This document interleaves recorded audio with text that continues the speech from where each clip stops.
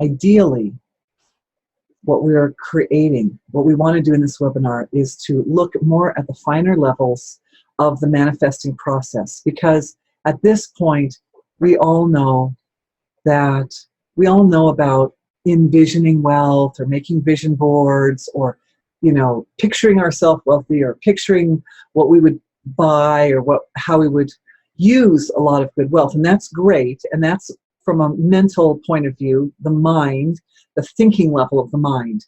We're picturing, imagining, or even, feeling, oh, what would it feel like to be really wealthy like that? But those exercises, which are performed at an active level of the mind, will be more effective if we stabilize a structure at a deeper level of the being, which supports that process and allows for all those little subtler elements that could come in and self-sabotage. We want to wash all that away. So what we're basically doing is we're building the building from the ground up. My perception is that if we approach the process from a more mental level, it's like we're trying to build the building from the top down. And even though the nature of consciousness is to swing back and forth from the relative level to the unmanifest level, it's still better to lay a foundation. So the first step in the foundational structure is to make sure that each of us is well established in our own deservability for the fullest, most complete, most powerful form of wealth that we can possibly manifest. So I've mentioned before about sacred gardens of the heart where we have relationships with other people, and that there's a kind of sacred space where our soul comes together with other people. But we have sacred gardens for ourselves as well. And this is where the really powerful work gets done, regardless of your particular concerns. So we're moving into the sacred gardens of the heart area. And it's interesting because it's present it's at such a deep level of the physiology that it is found present in all parts of the physiology. Every cell has its own sacred garden of its own relationship with itself, for example. Every organ, every tissue. And what I'm doing right now is I'm just taking a read on how those gardens are feeling. And where are the elements which could be useful for us to direct our attention in order to make things clear and open up so that we can move forward. And what I'm seeing for some people, for a collective of people in the group, are ancestral biomemory. In that area, there seems to be guilt, even shame, fear, definitely, regarding wealth. We all want to have enough financial independence. And I'm speaking as the attention's starting to move into that area and starting to massage those little elements that are in that sacred garden. I'll finish that other thought in a second. And as those start to get softened up and loosened up, they move into the cord of light, which runs from the crown of the body down through the body and into Mother Earth. And as they get in there, they kind of swirl down and they get released from the system. And at the same time, the reason I'm bouncing back and forth is that there are a lot of things happening at once. So I'm doing my best to be a good reporter for you. The ancestors are also online with this process because some of this was biomemory from ancestors and feelings of lack of self-worth and not deserving and not good enough and not self-trusting, not like, oh, well, if I have the money, I might squander it, or I might succumb to the manipulation of others, or, it changes the quality of life. If you have nothing, people don't come and ask you for things, right? So, how do I meet with that situation that might be awkward and I don't want to hurt people's feelings, and all those kind of feelings, all those trepidations and doubts are in that part of the body. So we can call them doubts. And underneath those, as those are clearing out, this is like peeling back the layers of an onion skin, right? We peel off all those discordant feelings that were in the sacred gardens, and underneath that, we see Maya, illusion, illusion. So that thoughts, belief systems connected to and associated with money, that, you know, if I become wealthy, people will come knocking at my door and they will ask me for it, and I won't know what to do, and I won't be able to say goodbye or whatever. So the Maya is founded on 6 aspects. So underneath the Maya, as the Maya starts to clear, we see underneath that is 6 aspects. And underneath 6 aspects are small self, small I, identification, personality, intellect, and ego. And so what that means is that one thinks of oneself in a certain way, as maybe having weakness or something. And so as that starts to soften up and clear out of the sacred space, that sacred inner sanctum where you meet yourself, underneath that are habits and memory patterns. And underneath that is more biomemory. Okay, so God bless the ancestors. Once again, clearing 6 aspects, habits, and memory patterns from the ancestors. Going back, again, in most cases, we're looking at about 7 to 8 generations, which is quite a lot of people. So, and at the same time that's happening for the ancestors, also offerings are being made on their behalf. Offerings are being made. They're kind of ancient traditions of making certain kind of love offerings to the ancestors in order to, in the state, now some of your ancestors will be in the body at this time. They may have reincarnated into physical forms, and others will be in the spirit world, and others may have moved into other realms of creation, taking on Davic forms, or going even to other places. But wherever they are, no matter how abstract or subtle their physiologies are, or how concrete, there are certain offerings or structures that are presented at the kind of causal and celestial levels of creation that appeal to all. There's a word for it, tarpanum, T-A-R-P-A-N-U-M, tarpanum. And there are locations at the causal and celestial levels of creation where making those offerings is more powerful. We can think of the laws of nature in those locations are supportive of the offering. And there are certain times in creation, certain arrangements of the planets and things like that, which are favorable for making offerings to the ancestors. So all these factors are being taken into consideration as the offerings are being made. And what that does is it wakes up and it activates your archive, your ancestral archive. And the ancestral archive is reflected physically in your body as the DNA. So as this further awakening, those who've been in the previous webinars, we had some of this already going on, but it never hurts to do more. As this awakening continues for each person, appropriate for each one.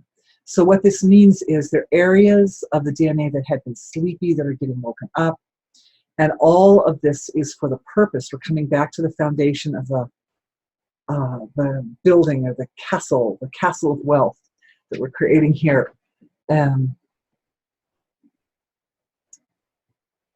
To promote the ability for each person to see the truth of who they are so completely and thoroughly as an expression of pure divine intelligence, and be able to frictionlessly, effortlessly, totally adore themselves.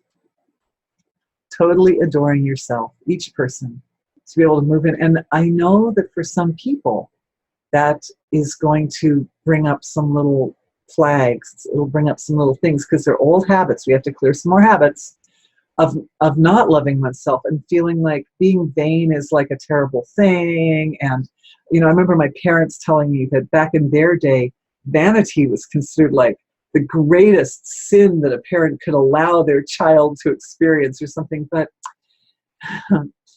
it's not so much, you know, when we think vanity, we think of feeling better than other people. But what we're talking about here is not that.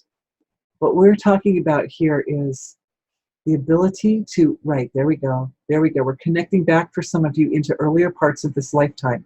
Thank you. Where some of these concepts kind of dug their way into the system. Again, through parents and through the grandparents and like that, of people not speaking it, but feeling it. They just felt like they should be always so humble and meek, which is, of course, it's good to be humble and meek, but it doesn't mean that you can't love yourself. You can still, this is the Maya, is that if I'm the meek shall inherit the world, but you can still love yourself and be meek. It's okay. Right, there we go. So what's happening is some light is coming in now. It's starting to move its way in. And this is coming from, if we want to look at it from the angle of our perception of the sort of stratification of beings in creation, we can say that the mother of creation and divine love, which is one of the forms of the mother of creation, is bringing in, is kind of radiating in this sweet, soft light into that sacred inner sanctum of the self, to nurture each one of you. And realize, though, that from one perspective, that great, huge, overseeing administrator of all the universes is in its own area. But the reality is that everything is the self, that if your conscious mind can comprehend that level of creation, then that level of creation is contained within the constraints of your conscious mind, which means that it really is a reflection of you. And you have to understand, guys, I'm pretty sure all of you at this point are familiar with the idea that there's a continuum of the physiology and the 8 layers and so forth.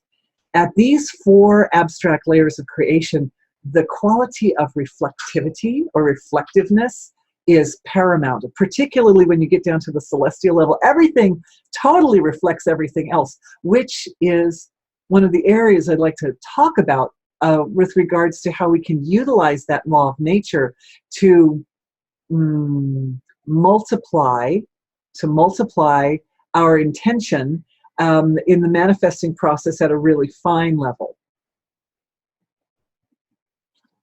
But right now, what's happening is the multiplication of the intention and the ability for self-love that moves through these physiologies, all of our physiologies, and then back to the ancestors. Thank you. And that's an important part of the foundational structure.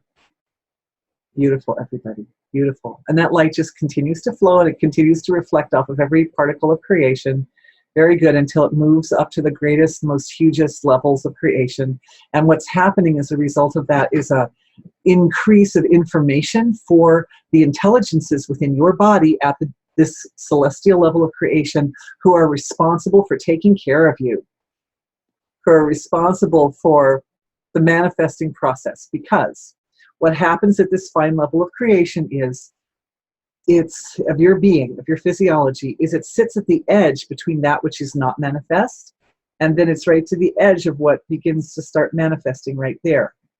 It's a very luscious process that takes place, where there's a kind of a like the Big Bang. Think of the Big Bang. First, the intelligence was folded in on itself, and then before it exploded forward, it started to poof like that. So this is kind of like the poofing level of the being, where all of a sudden we realize, oh, I exist. Before it was asleep, we were like, all the being of creation was asleep on itself and didn't even know it was there, sort of. And then it started to like recognize its existence. And then from the recognition of existence, the opening began. A lot of information is coming in for a lot of people really super quickly, and I'm trying to figure out what to say, which point to pick up and to describe to you guys right now. I think the important point right here is that there was a light. At that time, there was an intention behind that expansion of intelligence, which is the same light, which is moving in to your sacred inner sanctums right now. And it's like, it's not that it isn't always there, but it's remembering. This is what's happening, is the memory value. I have to be careful and try not to use Vedic terms because I know they're not familiar to people. There are words for all these things, right? So part of the ability for the celestial level of creation to be reflective, it has to be able to remember. Because if something comes up and like if something reflects off of a mirror, it's like the mirror remembers that form and then it gives it back, right? So what you create, what impulses of your intelligence you favor, at this very deep level of creation will have this quality of reflecting off of every aspect, out to every corner of creation, and then come back like that. So this is a more abstract point in the process than, you know, like having a thought, I want to have $1 million. But all that thought, if you think of what's happening at the very fine level of your physiology, that feeling of I'm worth $1 million, I'm worth $1 billion, I'm worth many billions of dollars. It's stabilized in the celestial level of physiology by actions taken in the causal level of the physiology. What we're doing is we're looking at the self-referral dynamics of consciousness, because at this level there's more intention. At this level it's very simple. The physiology is very simple. It's just like an engine, allowing that unmanifest level of creation to come forth into the manifest field. But at the causal level, we can start applying our intention, our desire, our intelligence here. So as the energy starts to rise up from the celestial level of creation, it moves into the causal body, which has organs which are designed to take that kind of basic raw energy and start to give it shape and form. And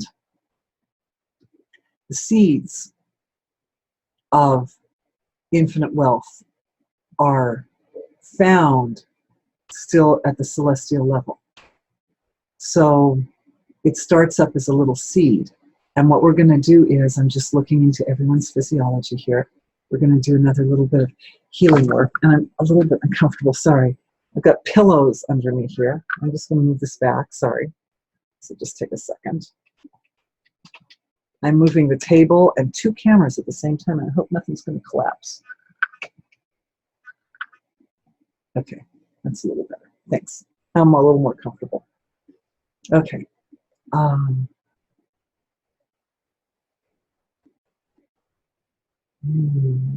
So what happens is, at the level of the causal body, we're just going to, the whole collective here, everybody watching, we're going to activate the channel of awareness that allows us to move back into that very early time of the creation, that very early explosion where it was like one chakra opening up of the whole universe, all the universes. And in that place, what we know today of as the Akashic Record existed in the form of archetypal templates, like seeds. Think of them as seeds. And there's an archive there overseen by an intelligence. And that intelligence knows your worth. That intelligence knows you to be pure divine intelligence, pure divine being. And from that level of recognition, each person is now going to receive a template for tremendous wealth. And as that's happening, what I'm doing is I'm monitoring all the little channels of communication so that nothing is blocked and everybody gets the full value. And already, one of the things that was happening earlier was this upgrade for the Davic level of your physiology, so that the flow from the unmanifest level of creation to the manifest level, right across that gap, is completely unrestricted and allowing totality to move into the system, because we want the energies that we're using to manifest with to be as rich and opulent and full as possible. That's right.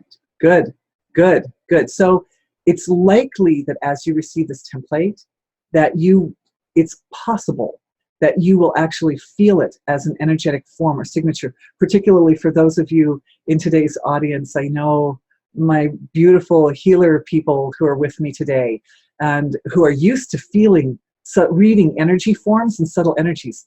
That archive has all the templates, everything, eternal youth and perfect health and perfect relationships, and all are there like a bunch of babies You know, when you see a bunch of babies, they're all about the same height and about the same size. They're all wearing diapers, and moms can tell them apart, but they look really similar, right? So it's like a real fine discrimination at that level. But then if you look at them 70 years down the road, they all look completely different. And so this is how the Akashic record is, that in its beginning, it looks kind of, all these templates are kind of similar, but you can feel them as energy forms or structures as they come into the body, and they warm the system. And it's interesting that this particular template we discovered last night goes through the energy of our sun. It goes through the energy of our sun in order to nourish our beings. And we know that even the food that we eat, all the food we eat is a byproduct of sunlight. Basically, if you look at the food chain and follow it back to its beginning, basically everything is an elaboration of sunlight. So there is a sacred chamber in the sun, just discovered last night, where very beautiful, intelligent, powerful beings who oversee the process of wealth, who oversee all of the manifestation of wealth, and they understand all these laws of nature of wealth. It's through there. This template is being infused with sunlight as it comes from the very beginnings of creation through up into the present time of creation and into these causal bodies as a structural form which provides a resonation that stabilizes wealth. It stabilizes your incredible deservability for billions and billions of dollars. Trillions, if you want trillions, you can think trillions, it's all good. And any template can be upgraded too. So if you get a template in there and it's working for you and it's doing good, at some point you need to upgrade, you can do it.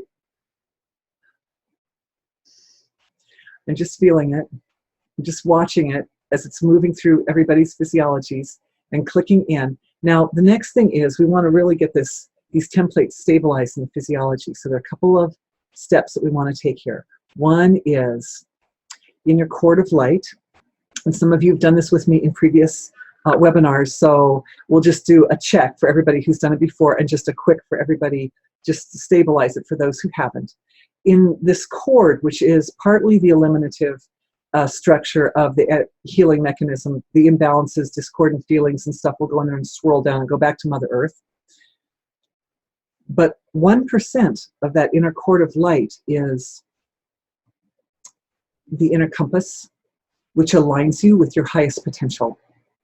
So gently, we're just looking into the physiologies, and what's happening is an awakening or activation of the God presence in everyone, integrating it so it moves in tandem with the physical body, which has its own vision of what is my full potential, and the conscious mind, which has its own vision based more on the span of the life of what's my full potential. And then the God presence, and working together. The God presence starts at the beginning of the universe and ends when the whole thing collapses back in on itself again at the end. So that God presence is able to fine-tune the alignment so that the journey of billions of years stays on track. And that's going to fine-tune you in this lifetime also, because in this lifetime, there's a vast variety of different activities that you can perform, all of which are nice activities, right? But of all those nice activities that you could be performing at any point, one of them is going to be aligned with your fullest, highest potential. And we just want to make sure that that is established in the self and that you're right on track for complete union. There are lots of words. The word awakening is used a lot these days. Enlightenment.